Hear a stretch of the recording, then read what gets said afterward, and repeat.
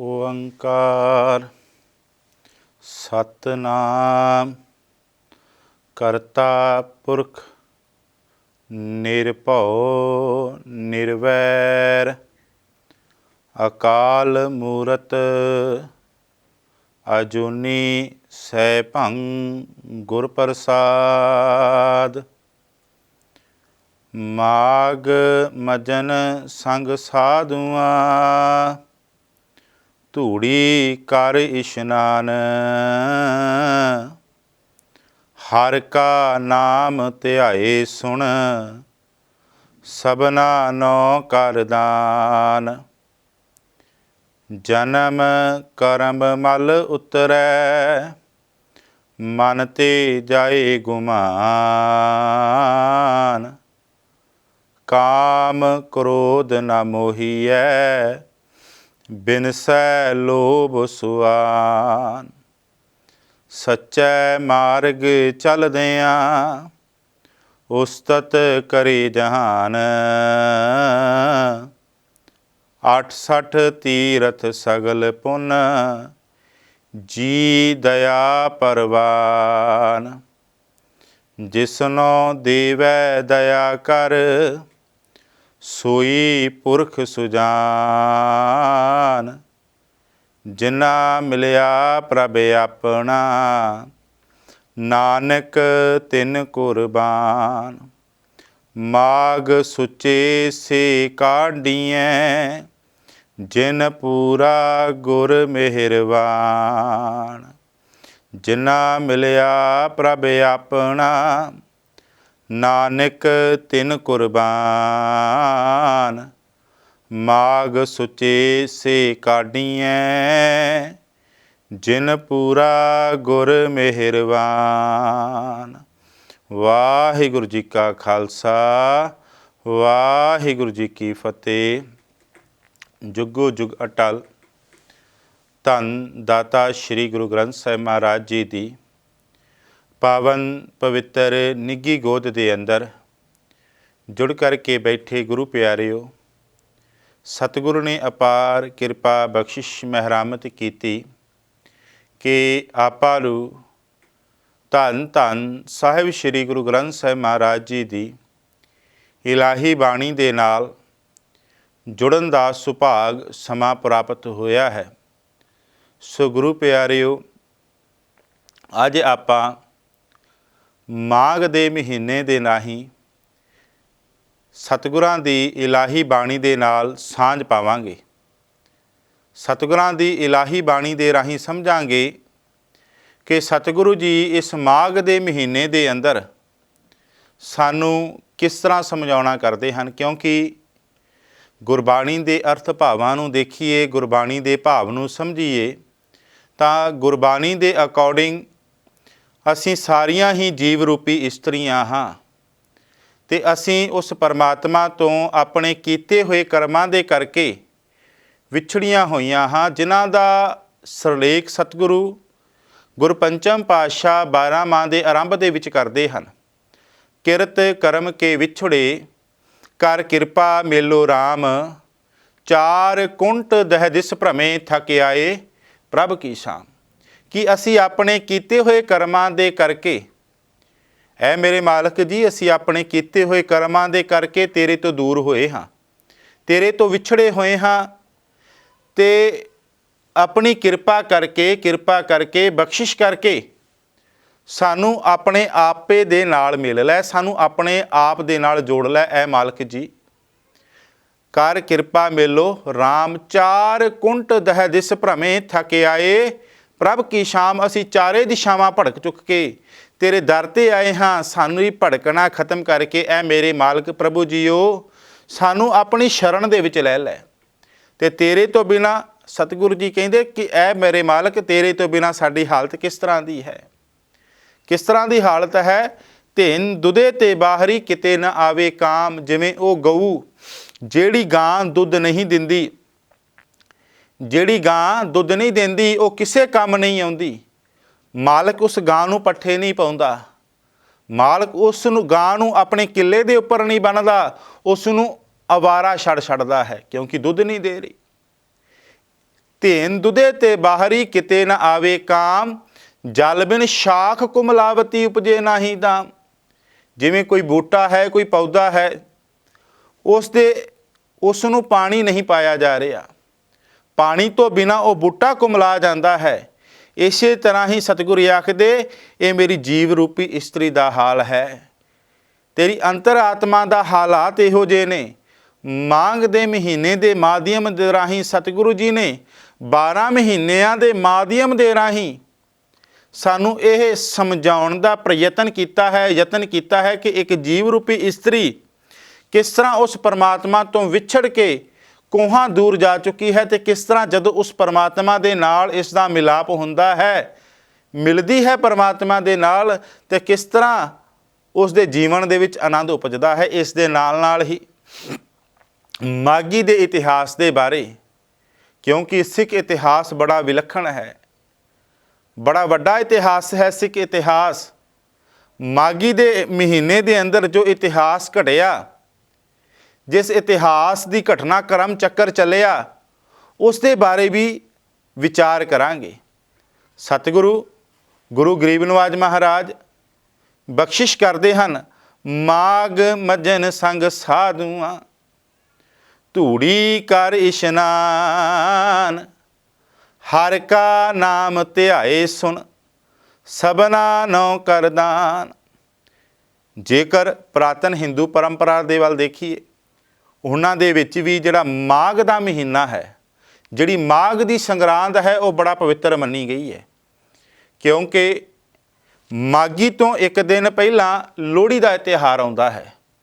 ਲੋਹੜੀ ਦੇ ਤਿਉਹਾਰ ਦੀ ਜੇਕਰ ਪੁਰਾਤਨਤਾ ਨੂੰ ਵੇਖਿਆ ਜਾਵੇ, ਹਿੰਦੂ ਧਰਮ ਦੇ ਅਕੋਰਡਿੰਗ ਇਸ ਦਿਨ ਅਗਨੀ ਦੀ ਪੂਜਾ ਕੀਤੀ ਜਾਂਦੀ ਹੈ, ਤੇ ਮਾਘੀ ਦੀ ਅਗਲੀ ਸਵੇਰ ਸੂਰਜ ਦੀ ਪੂਜਾ ਹੁੰਦੀ ਹੈ, ਸੂਰਜ ਦੀ ਪੂਜਾ ਕੀਤੀ ਜਾਂਦੀ ਹੈ। ਇਹ ਦੋਨੋਂ ਜਿਹੜੇ ਤਿਉਹਾਰ ਨੇ, ਜਿਸ ਤਰ੍ਹਾਂ ਮੌਸਮ ਤਬਦੀਲ ਹੁੰਦਾ ਹੈ, ਉਸ ਦੇ ਨਾਲ ਵੀ ਇੱਕ ਬਹੁਤ ਗੂੜਾ ਸੰਬੰਧ ਰੱਖਦੇ ਹਨ। ਤੇ ਮਾਘ ਦੇ ਮਹੀਨੇ ਦੇ ਅੰਦਰ ਜਿਹੜੇ ਹਿੰਦੂ ਧਰਮ ਦੇ ਅਕੋਰਡਿੰਗ ਉਸ ਸਮੇਂ ਜੋ ਪੂਜਾ ਕੀਤੀ ਜਾਂਦੀ ਹੈ, ਜੋ ਦਾਨ ਦੇਣ ਨੂੰ ਬੜਾ ਪਵਿੱਤਰ ਸਮਝਿਆ ਜਾਂਦਾ ਹੈ। ਰਾਤ ਨੂੰ ਲੋਹੜੀ ਦਾ ਤਿਉਹਾਰ ਹੁੰਦਾ ਹੈ। ਲੋਹੜੀ ਦੇ ਤਿਉਹਾਰ ਦੇ ਅੰਦਰ ਅੱਗ ਬਾਲੀ ਜਾਂਦੀ ਹੈ। ਅੱਗ ਬਾਲ ਕੇ ਉਹਨਾਂ ਦੇ ਵਿੱਚ ਜੋ ਵੀ ਪੂਜਾ ਕੀਤੀ ਜਾਂਦੀ ਹੈ, ਉਸ ਦੇ ਵਿੱਚ ਬੜੀ ਪਵਿੱਤਰ ਸਮੱਗਰੀ ਵੀ ਪਾਈ ਜਾਂਦੀ ਹੈ, ਤੇ ਸਵੇਰ ਉੱਠ ਕੇ ਇਸ਼ਨਾਨ ਕਰਕੇ ਮਾਘੀ ਦੇ ਮਹੀਨੇ ਦੇ ਅੰਦਰ, ਮਾਘ ਦੀ ਸੰਗਰਾਂਦ ਦੇ ਅੰਦਰ ਇਸ਼ਨਾਨ ਕਰਕੇ ਫਿਰ ਸੂਰਜ ਦੇਵਤੇ ਦੀ ਪੂਜਾ ਦਾ ਪ੍ਰਾਰੰਭ ਹੁੰਦਾ ਹੈ। ਤੇ ਸਤਿਗੁਰੂ ਗੁਰੂ ਗਰੀਬ ਨਿਵਾਜ ਮਹਾਰਾਜ ਇਸ ਮਾਘ ਦੇ ਮਹੀਨੇ ਦੇ ਮਾਧਿਅਮ ਦੇ ਰਾਹੀਂ ਸਾਨੂੰ ਸਮਝਾਉਣਾ ਕਰਦੇ ਨੇ, ਮਾਘ ਮੱਝਣ ਸੰਗ ਸਾਧੂਆਂ, ਧੂੜੀ ਕਰ ਇਸ਼ਨਾਨ। ਕਿ ਮਾਘ ਦੇ ਮਹੀਨੇ ਦੇ ਅੰਦਰ ਇਹ ਭਲਿਆ ਆਪਣੇ ਆਪ ਨੂੰ ਪੂਰੀ ਤਰ੍ਹਾਂ ਸਾਫ਼ ਕਰ ਲੈ, ਆਪਣੇ ਆਪ ਨੂੰ ਪੂਰੀ ਤਰ੍ਹਾਂ ਮਾਂਜ ਲੈ। ਮਾਘ ਮੱਝਣ ਸੰਗ ਸਾਧੂਆਂ, ਪਰ ਇਸ਼ਨਾਨ ਕਰਨਾ ਕਿਹਦੇ ਵਿੱਚ ਹੈ, ਇਸ ਦਾ ਇਹ ਗੱਲ ਬੜੀ ਜ਼ਰੂਰੀ ਸਮਝਣ ਵਾਲੀ ਹੈ। ਧੂੜੀ ਕਰ ਇਸ਼ਨਾਨ, ਸਾਧੂਆਂ ਦੀ ਧੂੜੀ ਦੇ ਅੰਦਰ, ਸਾਧੂਆਂ ਤੋਂ ਭਾਵ ਸੰਗਤ ਦੇ ਅੰਦਰ ਜਾ ਕੇ ਇਸ਼ਨਾਨ ਕਰ। ਕਿਉਂਕਿ ਇੱਥੇ ਗੱਲ ਬਾਹਰੀ ਇਸ਼ਨਾਨ ਦੀ ਗੱਲ ਨਹੀਂ ਹੋ ਰਹੀ, ਬਾਹਰੀ ਇਸ਼ਨਾਨ ਦੀ ਗੱਲ ਸਤਿਗੁਰੂ ਜੀ ਇੱਥੇ ਨਹੀਂ ਕਰ ਰਹੇ, ਆਪਣੇ ਅੰਤਰ ਆਤਮੇ ਦੇ ਇਸ਼ਨਾਨ ਦੀ ਗੱਲ ਕਰ ਰਹੇ ਨੇ। ਕਿ ਜਿਸ ਤਰ੍ਹਾਂ ਮਾਘ ਦੇ ਮਹੀਨੇ ਦੇ ਅੰਦਰ ਇਨਸਾਨ ਇਸ਼ਨਾਨ ਕਰਕੇ ਆਪਣਾ ਆਪੇ ਦਾ ਦਲਿੱਦਰ ਲਾ ਦਿੰਦਾ ਹੈ। ਕਿਉਂਕਿ ਇਸ ਤੋਂ ਪਹਿਲਾਂ ਜਿਹੜਾ ਮਹੀਨਾ ਚੱਲ ਰਿਹਾ ਹੈ ਪੋਖ ਦਾ, ਉਸ ਦੇ ਅੰਦਰ ਅਤਾਂ ਦੀ ਸਰਦੀ ਹੈ, ਠੰਡ ਹੈ, ਤੇ ਮਾਘ ਦੇ ਮਹੀਨੇ ਦੇ ਅੰਦਰ ਜਾ ਕੇ ਮੌਸਮ ਤਬਦੀਲ ਹੋਇਆ ਹੈ, ਮੌਸਮ ਦੇ ਵਿੱਚ ਬਦਲਾਵ ਆਇਆ ਹੈ, ਤੇ ਇਨਸਾਨ ਇਸ਼ਨਾਨ ਕਰਕੇ ਨਹਾ ਕੇ ਆਪਣੇ ਸਰੀਰ ਦਾ ਦਲਿੱਦਰ ਲਾਂਦਾ ਹੈ। ਤੇ ਸਤਿਗੁਰੂ ਜੀ ਕਹਿੰਦੇ, ਭਲਿਆ ਇਸੇ ਤਰ੍ਹਾਂ ਹੀ ਤੇਰੇ ਅੰਦਰੂਨੀ ਪਤਾ ਨਹੀਂ ਕਿੰਨੇ ਕੁ ਪ੍ਰਕਾਰ ਦਾ ਦਲਿੱਦਰ ਪਿਆ ਹੋਇਆ ਹੈ, ਤੇਰੀ ਅੰਤਰ ਆਤਮਾ ਨੂੰ ਪਤਾ ਨਹੀਂ ਕਿੰਨਾ ਕੁ ਦਲਿੱਦਰ ਚਿੰਬੜਿਆ ਹੋਇਆ ਹੈ। ਉਸ ਦਲਿੱਦਰ ਨੂੰ ਲਾ ਦੇ, ਉਸ ਦਲਿੱਦਰ ਨੂੰ ਖਤਮ ਕਰ ਦੇ। ਜੇਕਰ ਤੂੰ ਉਸ ਦਲਿੱਦਰ ਨੂੰ ਖਤਮ ਕਰੇਗਾ ਤਾਂ ਤੇਰਾ ਪਰਮਾਤਮਾ ਦੇ ਨਾਲ ਚਿੱਤ ਜੁੜ ਜਾਵੇਗਾ, ਤੂੰ ਉਸ ਪਰਮਾਤਮਾ ਦੇ ਨਾਲ ਅਭੇਦ ਹੋ ਜਾਵੇਗਾ। ਮਾਘ ਮੱਝਣ ਸੰਗ ਸਾਧੂਆਂ, ਧੂੜੀ ਕਰ ਇਸ਼ਨਾਨ, ਉਹਨਾਂ ਦੇ ਧੂੜੀ ਦੇ ਵਿੱਚ ਇਸ਼ਨਾਨ ਕਰ, ਭਾਵ ਕਿ ਆਪਣੇ ਆਪੇ ਨੂੰ ਸਾਫ਼ ਕਰਨਾ ਕਰ। ਅੱਜ ਜ਼ਰੂਰਤ ਹੈ ਅਜੋਕੇ ਸੰਦਰਭ ਦੇ ਅੰਦਰ ਆਪਣੇ ਆਪੇ ਨੂੰ ਸਾਫ਼ ਕਰਨ ਦੇ ਲਈ। ਸਤਿਗੁਰੂ ਜੀ ਬਾਣੀ ਦੇ ਵਿੱਚ ਵੀ ਸਮਝਾਉਂਦੇ ਨੇ, ਗੁਰ ਸਤਿਗੁਰੂ ਕਾ ਜੋ ਸਿੱਖ ਅਖਾਏ, ਸੋ ਭਲਕੇ ਉਠ ਹਰ ਨਾਮ ਧਿਆਏ, ਇਸ਼ਨਾਨ ਕਰੇ ਭਲਕੇ ਪ੍ਰਭਾਤੀ।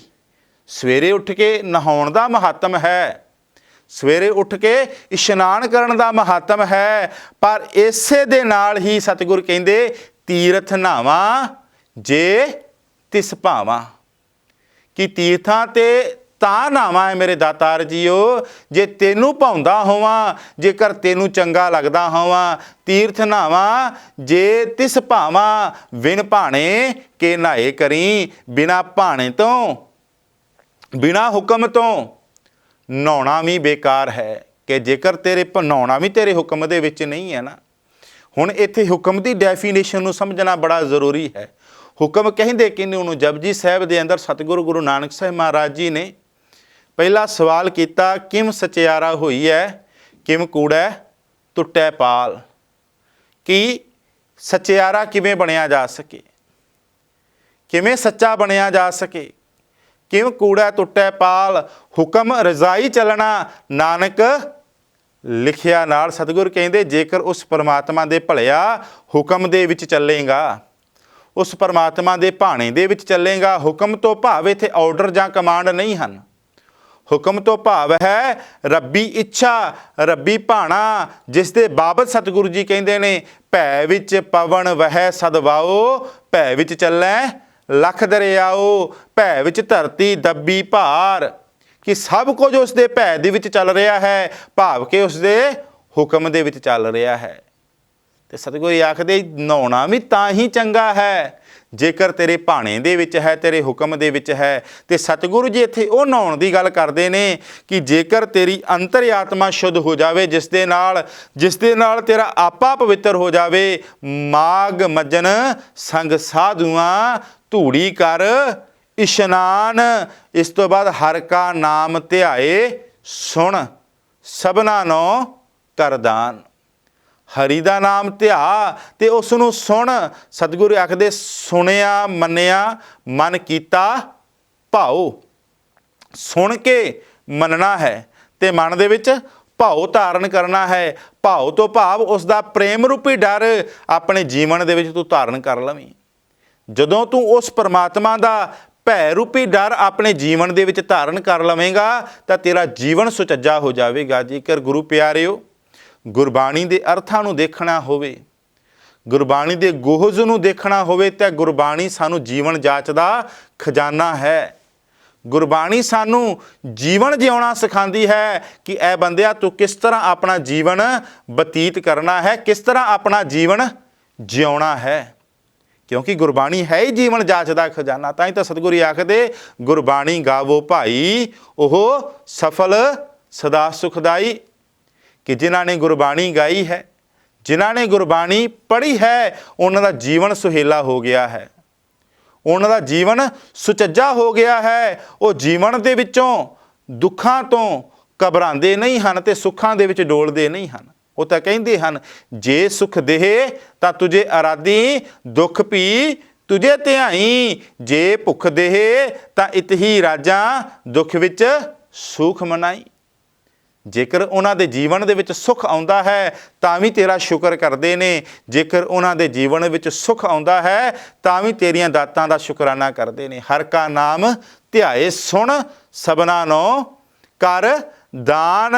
ਸਤਿਗੁਰੂ ਜੀ ਅੱਗੇ ਕਹਿੰਦੇ ਜਨਮ ਕਰਮ ਮਲ ਉਤਰੈ, ਮਨ ਤੇ ਜਾਏ ਗੁਮਾਨ। ਜਨਮਾਂ ਜਨਮਾਂਤਰਾਂ ਦੀ ਉਹਨਾਂ ਦੀ ਮੈਲ ਉਤਰ ਜਾਂਦੀ ਹੈ। ਜਨਮਾਂ ਜਨਮਾਂਤਰਾਂ ਦੀ ਮੈਲ ਖਤਮ ਹੋ ਜਾਂਦੀ ਹੈ ਜਦੋਂ ਹਰੀ ਦਾ ਨਾਮ ਧਿਆ ਕੇ ਸੁਣ ਲੈਂਦੇ ਨੇ। ਹਰੀ ਦਾ ਨਾਮ ਧਿਆ ਕੇ ਉਸ ਪਰਮਾਤਮਾ ਦਾ ਨਾਮ ਸਿਮਰ ਕੇ ਆਪਣੇ ਜੀਵਨ ਦੇ ਵਿੱਚ ਵਸਾ ਲੈਂਦੇ ਨੇ। ਸਤਿਗੁਰੂ ਆਖਦੇ ਕਿ ਉਸ ਪੁਰਸ਼ ਦੀ ਜਨਮਾਂ ਜਨਮਾਂਤਰਾਂ ਦੀ ਮੈਲ ਦਾ ਖਾਤਮਾ ਹੋ ਜਾਂਦਾ ਹੈ। ਜਨਮ ਜਨਮ ਕੀ ਇਸ ਮਨ ਕੋ ਮਲ ਲਾਗੀ, ਕਾਲਾ ਹੁਆ ਸਿਆਹੂ। कि जन्मां जन्मांतरां दी इस मन नूं मैल लगी हुई है। सतगुरु आखदे कि ये मन काला छा होया पिया है इस जन्मां जन्मांतरां दी मैल दे नाल। ते इस जन्मां जन्मांतरां दी मैल नूं धोण दे लई सतगुरु कहिंदे परमात्मा दा नाम ध्याउणा पवेगा।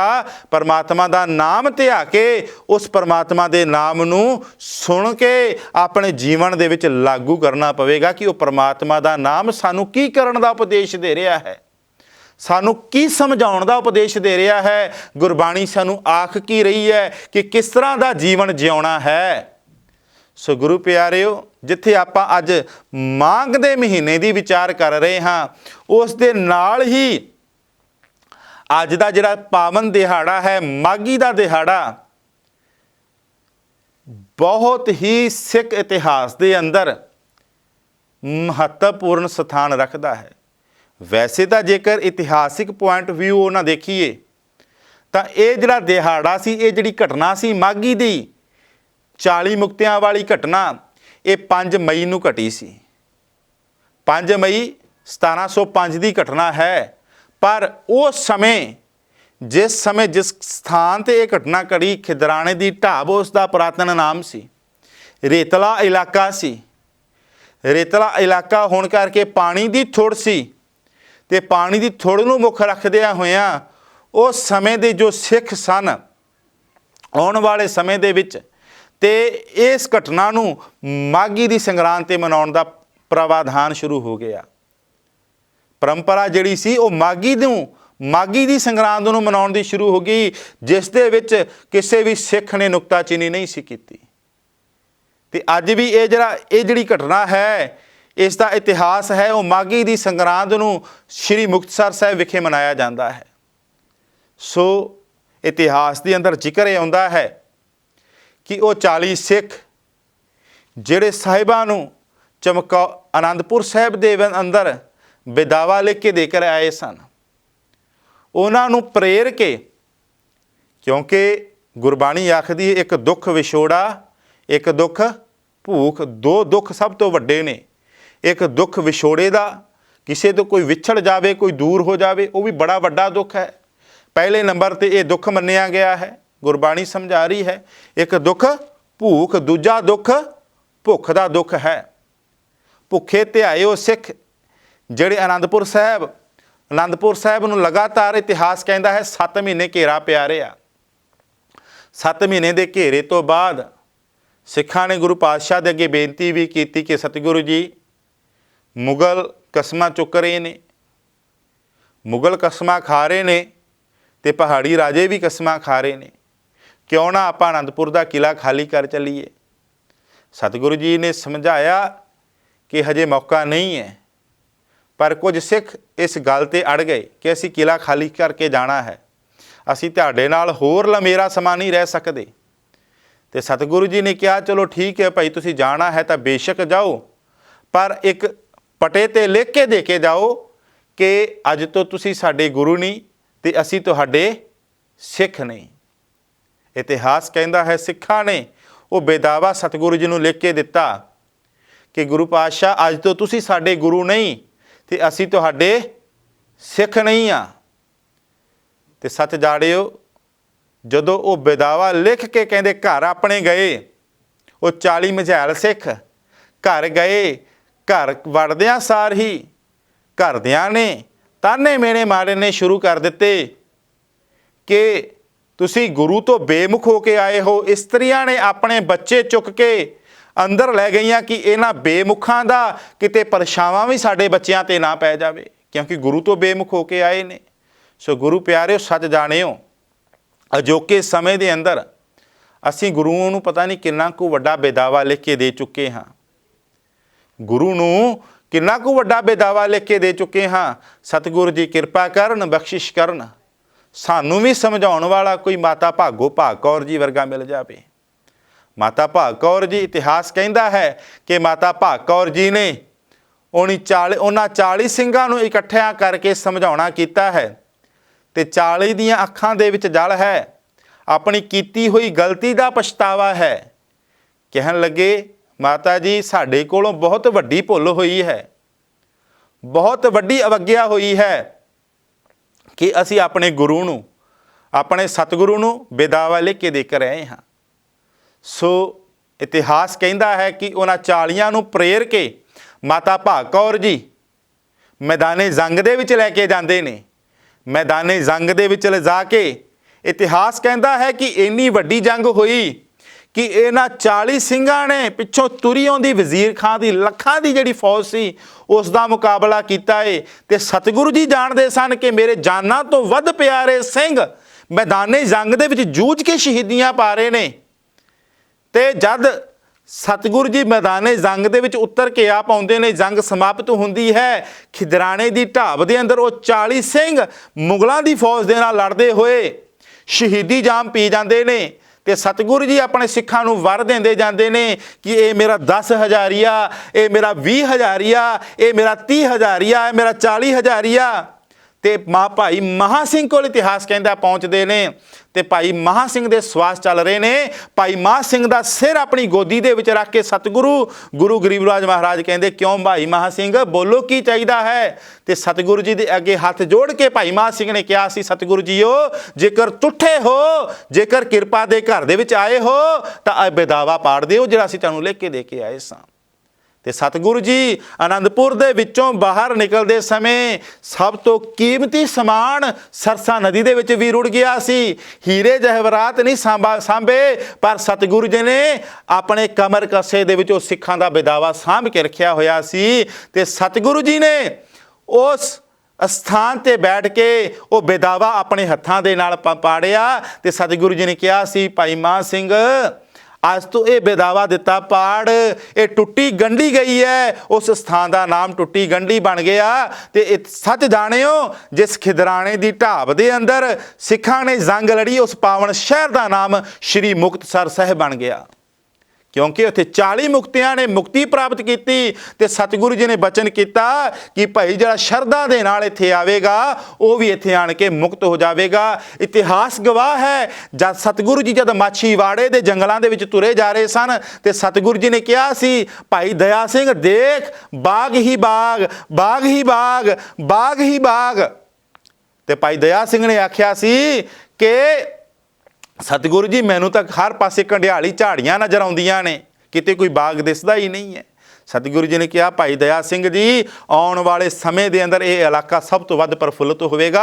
सच जानियो उस एरिए दे विच अज जाइए सतगुरु जी के बचनों दियां लहरां बहरां होईयां पईयां ने। सतगुरु जी मांग दे महीने के अंदर इस तरह ही बयान करते हैं जन्म कर्म मल उतरे मन ते जाए गुमान, काम क्रोध ना मोही है बिन सै लोभ सुआन। फिर उन्होंने काम क्रोध तंग नहीं करता, उन्होंने जीवन सुचज्जा बन जाता है। क्यों सच्चे मार्ग चलदे आ उस्तत करे जहान, सच दे मार्ग ते तुरदे आ ये समुचा संसार उस्तति करता है, मान करता है, वडियाई करता है। जिवें वो 40 ਸਿੰਘ सच दे मार्ग ते चले समुचा संसार अज उन्होंने 40 मुक्तियां दे नाम दे नाल जानदा है। 68 तीर्थ सगल पुन जी दया परवान, उन्होंने 68 तीर्थां दा पुन सतगुरु आखदे कि मिल जाता है। क्यों जी दया परवान, किसी गरीब के उपर की हुई दया परवान है। तेरा किया होया दान ताही सफला है। सच जानियो जेकर तू तीर्थां दे उपर स्थान जाके दान दे रहा है, वडियाई करन दे लई दान देंदा है, तो जेकर तेरा गवांढी भुखा सुता है तो तेरे दान देण दा सतगुरु आखदे कोई अर्थ नहीं रह जाता। ताई तो सतगुरु ने आख्या सी कि गरीब का मूँह गुरु की गोलक है। जेकर तू गरीब नूं रजा दिता तो समझ ले तेरा दिता होया दान गुरु दे कोल पहुँच गया। जिसनों देवे जिसनों देवे दया कर सोई पुरख सुजान।